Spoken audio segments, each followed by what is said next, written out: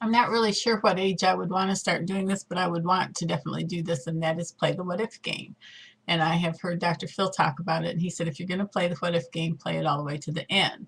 And what he, I believe, meant by that is when you come up with ideas and thoughts of what if this happens, what if that happens, that you walk right through that. You walk through the steps and you say, okay, if this happened, I could do A, or I could do B, or I could do C, and you brainstorm ideas of what you could do in a given set of circumstances. Sometimes your kids may not be focused enough, or they may not be savvy enough, they may not be experienced enough, they might not have the brain capacity because of their brain development to walk through that intelligently.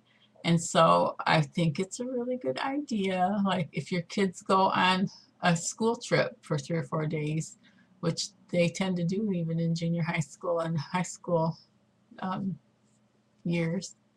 I can't think of the words I'm trying to use. They tend to go on these trips. They're not that old when they start going to faraway cities. And so most of us would play the what if game with our kids. What if they get sick? Well, here's a list of the drugs you're allergic to. Make sure nobody gives you any of these drugs. What if you lose your money? You know, um, you go talk to one of the counselors, and some some such thing. Um, I don't know. I don't know exactly what you do about the money, but don't flash your cash in public. Put it where to put your money, whether it's in your stock or I don't have a real good idea for that. The fanny packs are pretty accessible as well, so that's not necessarily a solution to it. But to walk your kids through what if, what if the first day you're at college, or the first day you're at, or the whenever, it doesn't have to be the first day, and somebody wants to take your nice jacket or your nice shoes. Then you tell your kids, if that happens, give them the jacket, give them the shoes, don't resist. I can get a new jacket, we can get new shoes. It's not a problem. I can't replace you, give them the shoes. And so most of us have done some of this what if kind of thing. I think over time with our kids as we've brought them up. I keep looking at that paper and all it says is what if, so I'm going to turn it over. Um, so they really probably would benefit from walking through what if you fail your first semester at school? What if you get to school and you're depressed? What if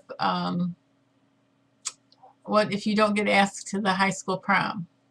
It's interesting to me. I didn't pay much attention to that kind of stuff in high school, I guess, but it's interesting to me that the kids don't have any problem with going without dates, to the prom. They just all chum together. And it doesn't matter if they have a date. It really doesn't matter much at all if they have a date for the prom. And I don't think that was the case decades ago when I was in high school, but I didn't go to the prom, so I'm not real sure how that worked. But there are so many things that could be coursing through your kids' brains as their brick your kids' mind as they gander and glance forward as to what the next few years of their life is going to bring. So, having said that, you may need to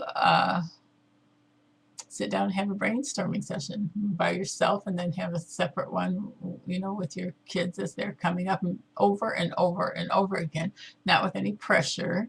It could even be a game where you know, as a group, you come up with the what ifs on a piece of paper, and then go through them and see how many solutions you can come up with for the problem. I really have always felt like I have had a strength in finding solutions. Not that mine are the only answers, for darn sure, but I feel like I've always had a strength at brainstorming solutions to problems and coming up with, well, what I've always liked to do when making a choice and coming up with possibilities is to look at the situation and then do some real broad brainstorming where you come up with every possible type of solution that you could think of for that particular problem. And then as from there, you begin to narrow it down. But I would think my personal feeling is the most valuable step in almost any kind of problem or challenge or um, to eliminate an obstacle or what have you. I think the most valuable step in that process is to get a real every possible conceivable, wild notion of anything that might possibly work, because you might come up with 27 things, and you might pick 3 of those off your list to combine to make it work, make it happen. Oh goodness, pushing 6 minutes here. So play the what if game. Do that and talk to your kids and say, okay, you want to go to school and you want to go to school and you want to get a degree in this certain particular area. Maybe they get partway into it and that's not what they want to do anymore, and they need to shift gears. So then you move from there. It's not the end of the world. That's one thing that they get themselves into such a tizzy thinking, I've spent all this money, I've come this far, I put all this time and effort into it, and now it's not going to work. And that could lead not only to drug addiction, alcohol overdose, but worse things than that. And so please play the what if game with your kids. Just tell them, make sure that they know that no matter how many what ifs there are out there, you're going to be there all along the pathway. If things get rough and they need to change course or begin again, whatever's necessary, that you're going to be there to help walk them through the steps, that they will not be alone, that you will not think they're a failure just because things didn't go well. And I'm not talking just about college. I'm talking about all, avenues. I guess I'm overusing that word. All aspects of life, that you're always going to be there. I had a friend of mine helping me with a little baking project the other day, and she accidentally poured the bottle of oil and filled the cup, and then it kept kind of coming. It kept kind of coming out, and so there was like oil on top of the sink and oil on the floor. And I said, whoa, it's not a problem. It's not a problem. It's just oil. It's not a problem. We'll clean it right up. And within just a few seconds, it was all taken care of. And I said, this is not anything to be concerned about. It's just not a problem. I care about her more than I care about the oil, and I made sure that was abundantly clear.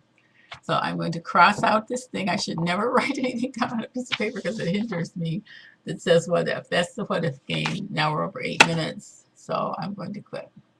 God bless your efforts to help your kids to stay drug free.